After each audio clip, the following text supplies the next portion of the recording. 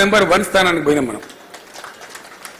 అట్లా ఎన్నిట్లా బాయి కాడికి పోదామంటే భయపడి పాము కడుతుందో తెలుగడుతుందని భయపడ్డ తెలంగాణ. ఎంతోమంది పాము కాడికి కూడా చచ్చిపోయిన తెలంగాణ. 2014 ముందు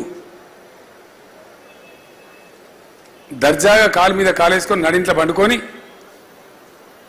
పొద్దుగాల ఛాయ్ తాగి నాష్టా చేసి పొలం బారిందా లేదని రైతు పోయి ధీమాగా చూసే తెలంగాణ తయారు చేసినాం మనం.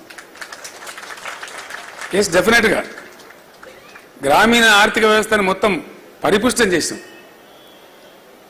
ఇవన్నీ అర్థం కాకుండా పెన్షన్ల పేరు కావచ్చు, రైతు బంధు పేరు కావచ్చు, మరొకటి కావచ్చు వేల కోట్ల రూపాయలు గ్రామీణ ప్రాంతాలకు పంపు చేసినాం.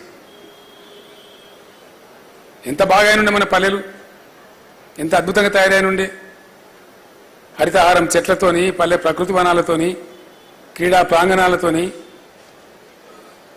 పల్లె బాట పట్టణ బాట, పల్లె ప్రగతి పట్టణ ప్రగతి కార్యక్రమాలతోని ఎంత మంచి గ్రామాలు తయారైనుండే. ఇండియాలో ప్రతి గ్రామ పంచాయతీకి ట్రాక్టర్న రాష్ట్రంలో ఏదిరా అంటే ఒక తెలంగాణ. ఇండియాలో ప్రతి ఊర్లో పార్కున్న రాష్ట్రం ఏదిరా అంటే తెలంగాణ. జిఎస్డిపిలో నంబర్ 1 ఎవరు అంటే తెలంగాణ. పర్ క్యాపిటల్ నంబర్ 1 ఎవరు అంటే తెలంగాణ. పరిశుభ్రమైన నీళ్ళు ఇచ్చినోడు ఎవరు అంటే తెలంగాణ. నిరంతరంగా 24 గంటల కరెంట్ ఇచ్చినోడు ఎవరు అంటే తెలంగాణ.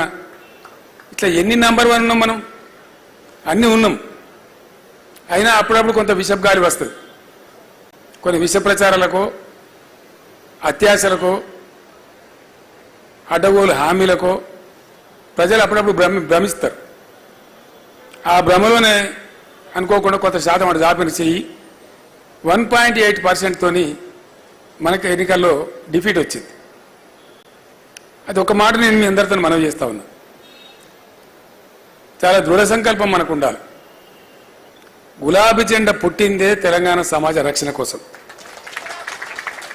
ఖచ్చితంగా గులాబీ జెండా పనిచేసిందే రాష్ట్రం తెచ్చే విషయంలో కానీ, ప్రభుత్వం నడిపే విషయంలో కానీ. అదే పని చేసినాం మనం, ఇంకో పని చేయలే. డెడికేటెడ్గా చేసినాం. ఇప్పుడు కూడా మన కర్తవ్యం అదే ఉండాలని చెప్పి నేను మీతో కోరుతా ఉన్నా. ఈ దశాబ్ది ఉత్సవాలను పురస్కరించుకొని రేపు కూడా మనం పనిచేయవలసింది ఏంది? రాజకీయం అంటే, పాలిటిక్స్ అంటే మేము అధికారంలో ఉంటేనే పాలిటిక్స్ అనేది తప్పు. రాజకీయం ఒక నిరంతర ప్రవాహం. ప్రజలు ఏ పాత్ర ఇస్తే ఆ పాత్రలో పనిచేయాల్సిందే. ఒకసారి పవర్లో ఉండొచ్చు, ఒకసారి అపోజిషన్లో ఉండవచ్చు, కానీ పని చేస్తూ ఉండాలి.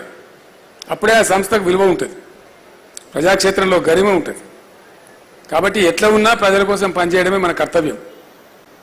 100కు 100% ఈరోజున్న ప్రభుత్వం వేసే తిర్రిమొర్రి వేషాలు, వాళ్ళు పాల్పడుతున్న చర్యలు నాకే చాలా ఆశ్చర్యంగా ఉంది. మొత్తమే కరెంటు లేని తెలంగాణ నేను ముఖ్యమంత్రి అయినప్పుడు ఉండే. ఘోరమైన కరెంటు బాధ. దాన్ని బాగా చేసినాం, 9 ఏళ్ళు నడిపినాం. అసలు అద్భుతం కదా. కరెంటు పోవడం అనేది లేకుండా మనం కూడా మర్చిపోయినాం. జనరేటరు, ఇన్వర్టరు, కన్వర్టర్లు అని మాయమైపోయినాయి. అటువంటి తెలంగాణ. మళ్ళీ వాళ్ళకి అదనంగా ఎన్టీపీసీ నుంచి 1600 మెగావాట్ల విద్యుత్ కూడా వచ్చింది. అయినా మళ్ళీ వాళ్ళ అశక్తత ఏందో, అసమర్థత ఏందో నాకు అర్థమైతే లేదు. నిన్న కూడా ఎక్కడో పట్టణంలో, హైదరాబాద్లో అర్ధరాత్రి పోయి రోడ్డు మీద జనం పోయి గడబడి చేశారు.